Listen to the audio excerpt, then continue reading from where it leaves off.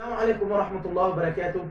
أعزائي المتابعين، جينا لكم بمعلومة لوجه الله تعالى عصرناها وشفناها وشفنا نتائجها، فلقينا أن سلبياتها أكتر من إيجابياتها.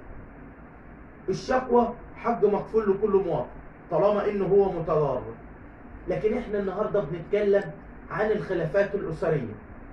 أصبح دلوقتي الست بمجرد ما تمشي زعلانة من بيت جوزها يعني مستحيل حتى تكمل أسبوع ما تكونش رفعت 5-6 قضايا في المحاكم، وبتزود الفجوة وبتزود الخلاف وبتصعب الموضوع عليها وعلى جوزها، حتى لو إن فيه مشكلة صغيرة وممكن مع الوقت هتتحل.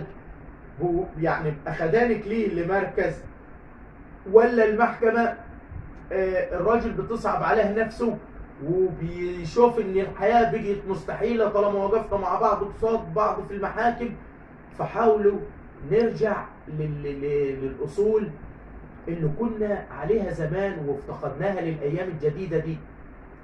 يعني لو الواحدة اللي بترفع شكوى من أول أسبوع دي، أمك قبل كده لما كانت بتسأل مع أبوك عمرها ما كانت بتروح المحكمة ولا تشتكيه.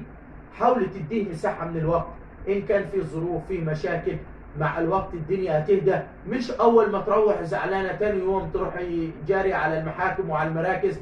حاولي راعي ربنا في ظروف بيتك وفي عيالك وفي جوزك، والخلاف البسيط ما تحاوليش تكبريه بمروحة للمحاكم. معلومة لوجه الله تعالى، يا ريت أنا لو شخص واحد سمع ولا واحدة بس سمعت وعملت بيه كفاية عليه.